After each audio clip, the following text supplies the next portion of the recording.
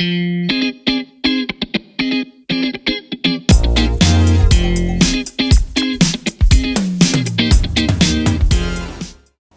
watching Notepad and I'm your host Ibrahim Sani. Today we change tacks and try to discover the arena or the industry of aged care. In Malaysia, a company called Homage is actually making strides in this particular regard. I met the founder, Gillian Tee, many years ago, but we never really did touch base until today. Gillian, thanks for spending time with us. Before we started this interview, you were going at length about why you started the business. So let's talk about how and why you started the business per se. Why this sector instead of many other sectors out there? Yeah, I mean, thanks for having me, Ibrahim. I think for me, it's a pretty personal story. I was just sharing with you that after I moved home from the US, I was dealing with health issues across my family members. My uncle suffered a stroke. My auntie, a childhood friend of my mother, they went to high school together. Within 1 year, went from early stages of dementia to late stage, to the point that it's hard for her to remember which day it is. And then my mom, she's very well now, but I think it was that moment of time I realized that, as she was also dealing with certain health issues, what we wanted. Why is it that in today's day and age, with so many resources at our disposal, we still struggle a lot to understand what's required for long-term, taking care of our loved ones in the long term, particularly when they're facing with chronic conditions and also generally aging. And then it got me really thinking, and as of course, just the process and experience of getting care for them and seeing the families also deal, the caregivers and the spouses and the children also deal with that. It was very challenging. You're trying to find operational solutions in moments of anguish and distress. And you're trying to understand why is it so hard for you in trying to find that solution, because there's no, I guess, single place or hub that you can actually find all these solutions. Yes. From identifying what stroke looks like, yes, to trying to find the caregivers associated with prolonged rehabilitation to the patients. Yeah. So this I guess, is this a moment of inspiration for you? Yeah, it was, and I think to your point, I think all the way from awareness, understanding what's needed, to one big realization was that care has to be holistic. And what I mean by that, so for example, my auntie came from a medical family. So the family is everybody's a doctor. Everyone's a doctor. But the care that's required for someone living with Alzheimer's and dementia in the long term has to be holistic. So of course the medical attention is very important, no questions there. But many of the needs come from, the everyday support for personal moments of care, for what we call activities of daily living. Put simply, what you do every day, what you need to do every day to continue to live well and function independently. And actually, one of the toughest things we saw was the dignity side. So imagine, right, you go through your whole life, you build your family, but when that moment when you lose that independence, when you start needing to depend on someone more and more for help or assistance, how do you preserve that dignity that leads to purpose and purposeful living and wellness? The traditional understanding of the population in terms of aged care is that, particularly in Asian communities, that it's mostly the responsibility of the family. It's not common for Asian families to actually ship our elders off to an old folks home, which is, just before we started this, our colleague Melissa Idris was talking about that phrase as maybe outdated. What would be some of the key challenges in you trying to get this off the ground? When you first started a few years ago, was this, is the cultural holdback a thing that you have to navigate when you wanted to establish Homage? I think the cultural holdback, because a lot of what Homage does is enabling that living in place and home care. So a big part of was families we really knew wanted to make sure, to your point, have their loved ones remain at home and take care of them at home. So for us, when starting Homage, I knew that home care was, a caregiving solution that allows people to continue to live in their communities and in their homes and with their families is the way to go. particularly when we see the rise of the aging population. And coming back to the need for holistic care, that's one major focus point for us. So for example, a stroke patient, you need everything from nursing care, like, you know, taking care of your tube, and because you can't eat orally, you have to have a nasogastric tube oftentimes. And you need the everyday care, so helping them take care of their personal hygiene. And oftentimes they might need speech or physiotherapy. So, and then of course they have the medical side of it, which is, you know, medication for stroke medication and so on, and follow-up appointments with the doctor. Yeah, compliance is a compliance, big thing. yeah. So for us, I knew that holistic care is very important based on the individual experiences that I saw, you know, my family go through. And that's what we set out to create in you know, at the very early stages. The vocab that you used just now was actually quite, I guess, thought-provoking. Dignity. You were saying that you know, instilling dignity to the patients, family members, and many others is actually primary into what you're trying to do. So of course you have the extrinsic actions that you want to solve, all these you know, compliancy of medical checkups and many others. Those are the intrinsic element, which is to ensure that people can retain their dignity in their old age, and their family members can be proud of what they're trying to help with their elders. Do you think that, or elderlies, do you think that what you're trying to do actually solves the intrinsic element of restoring dignity? Yes, so our core model and our mission is actually to enable them, you know, to enable people to live, providing where they want to be, have that optionality to live gracefully, age gracefully, and what we call care where you are, care wherever you are. And you know, the enablement comes from two parts. So one is really who is giving care. So who are the care professionals that we can trust? And when I started out, I was always thinking about how can we build a model where I can trust the caregivers to take care of my own mom, my own mother. And then the other side of it was because I had spent a good number of years building a technology company in New York and in San Francisco, in the Silicon Valley. I saw the potential of technology being used to, again, enable a better model of care that can allow people to have the option to maybe supplement with their own individual family needs. So the combination of technology and highly trained, highly screened, curated caregiver pool that we can trust, you know, it would enable the you know, what we wanted to ensure, which is it has to be personalized care. So technology has this unique ability to bring personalization because we're able to capture, you know, many of the details that we want to understand from a family, and then very individual, specific, personalized way, match the right caregiver to the family's needs. I can give you an example.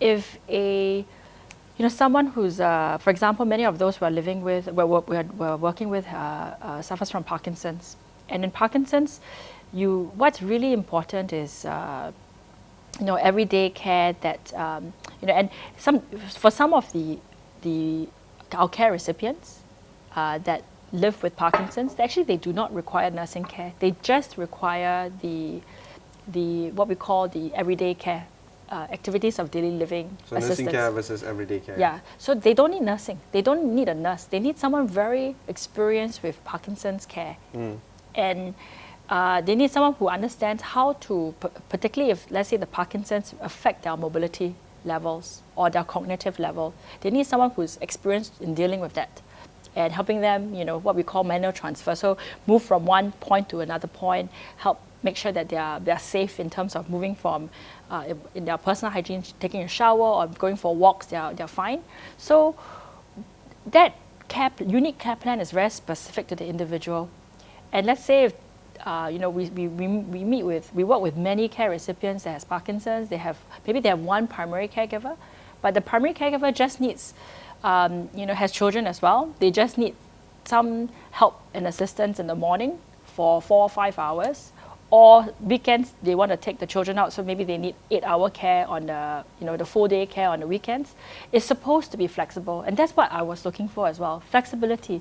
And technology can play a big role in enabling that flexibility, enabling the training and the screening of caregivers. And I find that I wanted to tap into, the potential of technology. We have so many amazing tools now, right?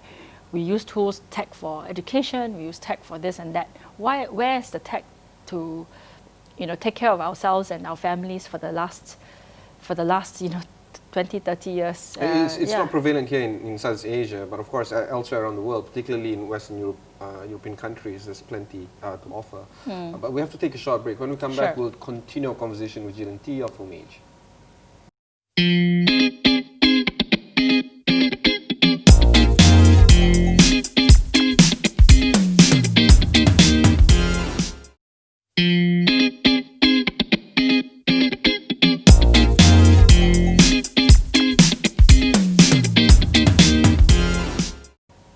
Thanks for staying on with us. Homage, an aged care company, on-demand company actually, is in the studio joining me. Of course, they've recently announced a few weeks ago their Series B. TechCrunch reports it as $10 million. We'll get some confirmation on the amount later very shortly. But of course, this particular Series B funding was led by EV Growth, and Alternate Ventures and KDV Capital is also joining in this particular Series B round.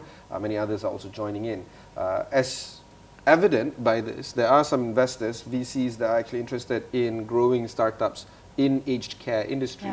And when you started this 4 years ago now, do you think that it is growing according to the pace that you wanted it to grow, or there could be some aggravation in terms of growth rate?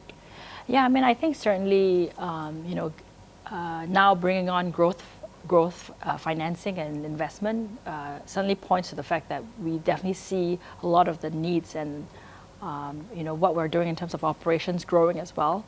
So bringing it back to Malaysia, I think we see the needs are deep and very wide here. Since we launched, I think we soft launched last year, we formally launched early this year, and we've seen just, it's grown sixfold almost, to now towards the end of, the start of 2020. And we've now worked with more than 200 care professionals, and of which 87% are female. And, so it's really making sure we're able to mobilize, train, build trust, a trusted pool of caregivers. And I go back to the caregivers when we talk about growth, because they are the ones who are at the front lines delivering the care. And of course, we turn away most people who apply. I mean, we have a very low acceptance rate because, again, we're going back to our core mission. We want to deliver care that we can trust our own families with. Now, in Malaysia, we see that growth, we see that need. We want to help build, good income, skill sets, upskill the pool of caregivers, and then match that accordingly with the needs that we're seeing. In Malaysia, many families are dealing with a range of different long-term conditions or short-term needs as well. See, this is a struggle between founders and investors, because investors understand what you're trying to do, but they're also going after the bottom line. Yeah. Are you meeting their, wants? I guess the unique position about Homage is that we have a true double bottom line. So, for every hour of care that we deliver in terms of the needs of the family, and they would only take up based on what they need for caregiving, it's 1 hour more impact that we make. And so with our latest round of financing, I think that shows confidence in our growth and traction to date. And the investment into future growth is one that we're extremely excited about. And in Malaysia, we are now currently in 2 states, and we want to be in 5 by the end of the year. So definitely, right now you're in Klang Valley, and you have just made an announcement that you're entering Penang. That's correct, yes. The way I understand, please correct me if I'm wrong, but the way I understand it, your business is like a marketplace. You're dealing with 2 ends, the customers, i.e. the individuals that need the care, and of course you need to source for the caregivers yourself.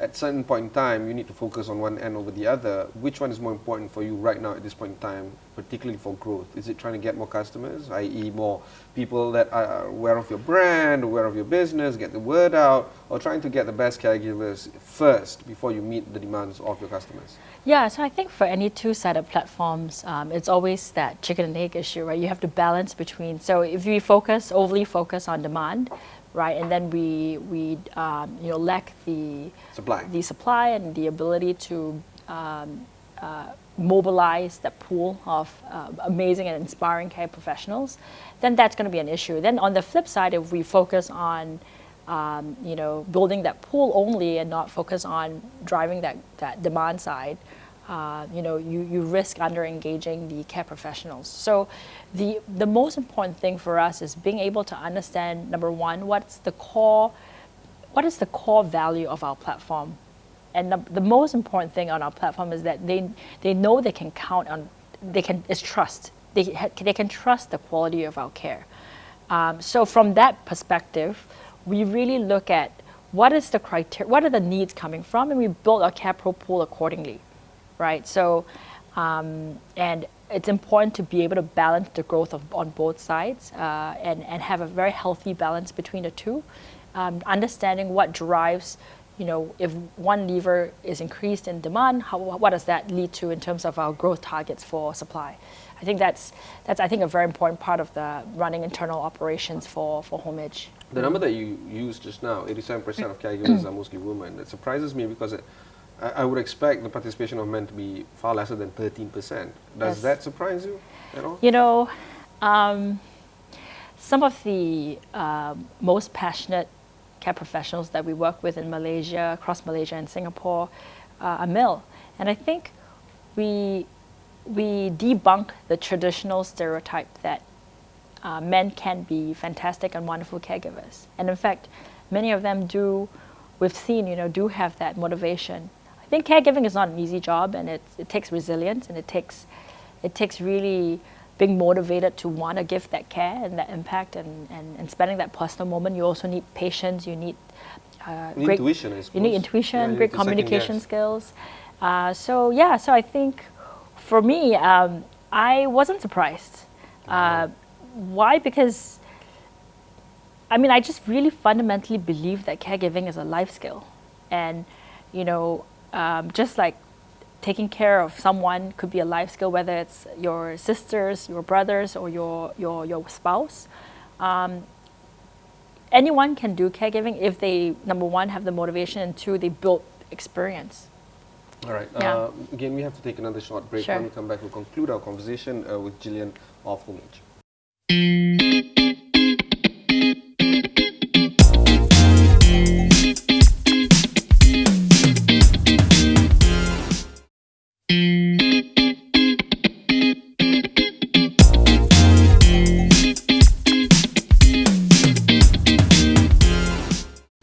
Thanks for staying on with us. I'm with Gillian Tee of Homage. Gillian, let's continue our conversation into the foray into Penang. You're mentioning that you want to be in 5 cities. Let's talk about the growth plan right now. Singapore, of course, it's a highly concentrated market. It's small. Malaysia seems to be a better room to grow. What would be some of the things that you are willing to share with us in terms of some of the cities that you're targeting? Sure. Yeah. So I think for us, no doubt that we. Personally, I have a strong affinity for Malaysia. My early childhood caregiver is from KL. My dad is actually from KL, so and born and grew up here. I feel that of course, driven by mission is very important. But if you look at the macro stats in Malaysia, we're looking at now from government statistics, 3 over million. Aged 65 and above. Now that's about 10% of the population. We're looking at that almost becoming 15%. So officially, Malaysia has become an aging population. And that's the first time, and I think for us, we see that need, particularly now being on the ground for the past year. So in terms of plans to expand, we have plans, concrete plans to move into 5 different states. What those are, we're still, of course, we have an internal view on it, But one of the things that we truly are excited about is the pool of care pros again, the caregivers that we see are coming on board. We have people coming to us and saying, hey, you know, I want to do caregiving, I want to be able to contribute. And I think, and they come from, you know, many of them have healthcare backgrounds, many of them are nurses, and, you know, they are mobilized by the Homage platform because they themselves maybe have progress into a stage of their lives where they have active nursing licenses. They just can't commit to a full-time job because maybe they have young kids themselves. But so, you see, when you use macro data, it's also interesting to note that, for instance, Singapore has a life expectancy of about 82 years old, which is close to Hong Kong at 83, 84 years old. Malaysia is at 75, Indonesia lesser than that. Everything else, all the other ASEAN countries are actually around that figure of 70 plus. Nowhere near Singapore's 82 or 83. Do you think that this becomes a critical moment for us to realize that we need to do more for our geriatric care as a country and as a region, or else we're going to have this huge issue of, you're right, 15% of our population is becoming old, and it's happening real time. I mean, just right now we're saddled with, I mean, you're not. I had a conversation with an economist. He goes on and says, you know, right now there's a sandwich economy, right? And I said, what do you think about sandwich economy? I think it's a club sandwich because you're managing one particular generation. But people like you and me, we're sporting 2, 3, you know, generations up and down. It's unbelievable. But this is the times we live in. How do you manage this macro scenario that is happening with, I guess, with your business? How do you navigate with this situation? Yeah, you know, I just want to add that to that point. I mean, we see that sandwich problem. So it's no longer an issue just for the person receiving care. It impacts the whole family, because if you are the one who's working and you have to take care of both your sandwich, right? So to your point, club sandwich. Club sandwich. Yeah, there you go. Sorry, that not just any sandwich, but it's a club sandwich. And I think that's when you your options too. So let's talk about the dependency ratio. The family unit is shrinking, which means you have less and less working adults that for any one person age 65 and above, the number of people they can depend on, you know, as a working adult is getting less. So we call it the inverted pyramid. Now, what that results in the ground is incredibly hardship. It's hardship. It's people not knowing what to do. They're panicking when there's an acute episode. You know, when they're dealing even with all sorts of conditions like diabetes and so on. We see the uprise of chronic conditions are actually quite. I don't want to, you know, kind of throw out doom and gloom numbers, but it is, to your point, we really need to build infrastructure across ASEAN to deal with this. The needs, the fast-growing needs of the aging population with a suite of long-term chronic care solutions. So that's why, you know, I can't, for me, I mean, personally, when we're building the team, I'm so proud of the team that we've built. That's the mission. How does Homage come into play? We are able now to partner both with the, we work with, for example, organizations like the Alzheimer's Foundation in Malaysia, to make sure that people understand what's the options for care in you know, for dementia care. We are working with, of course, many of the hospitals. Hospitals can refer their discharge patients and care recipients to us. But importantly is we are able to what we call categorize and right cite. So in healthcare, there's this term called right citing, which means that the right attitude, the right skill set, the right competencies for the right kind of needs. And in that process of defining these, what we call caregiver tiers or care professional capabilities, we can reduce the cost and accessibility, you know, improve the accessibility and reduce the cost. Technology can help us immensely. Improving efficiency and trying to get that right sizing, as you say. Yes. Right siding. Right, yes. And that is, you know, what we want to do is work with governments, which is why we have a collaboration with MACPEM, which is the council, the National Council for Women's Welfare here in Malaysia. And I think for us, you know, I like to talk about this with my team is how do we reignite the kampong spirit too, right? Which is the, help engaging, mobilizing local caregivers who can speak the language, connect with our seniors, and of all different kinds of races, right? And can give the care, but we grow the economy as well, because our incomes grow as they deliver care. What we call professionalize caregiving. And many of what we do, many of the care that we deliver supplements either their own, they already have caregivers in the family, and it's a nice additional training, yes, reskilling, because like some families just don't need 24/7 care. They just need maybe weekend care. So every family is so different. Why deliver a fixed, rigid solution? So that's the Homage model. The Homage model is you can use us for 1 hour, you can use us for 7 hours, you can use us for 24 hours. And I think that's... And the only way to scale this is through technology. There's no way. That's right, because, you get a guy with a ledger. Yes, because a human can only deal with how many data points at one time. You can ask... My wife will tell you that I can only deal with one problem at one time. So that's, something to do with corpus callosum or something like that, but yes. But I understand what you're trying to do. When we want to build scale, we need to have technology. Plenty of things to cover, but I think for now we have to draw this interview to a close. Sure. Thanks very much for spending time with us, and I applaud what you guys are trying to do, and congratulations on the Series B, hopefully better things to come. Thank you so much. That was my conversation with Gillian Tee, CEO and co-founder of Homage, an aged care company. I urge you to find out what they are up to I suppose you do have an app that people can download? Yes. So either you can go to our website at homage.co.my, homage.my, or we have an app that you can directly download from both app stores. Yeah, great. If you missed any part of this interview, just head on to extrawani.com, look for Notepad over there. Plenty of interviews such as this. Not as heartwarming as it is. Most of my interviews are mostly cut and dry. You can also listen to this interview on your mobile devices. Just download the Astrawani app wherever you get the application. And of course, we are also on podcast. Just search for Astrawani wherever you get your podcasts. Until then, thanks very much for watching, and goodbye. Thank you. Thank you. Thank you very much. Yeah, thank you so much.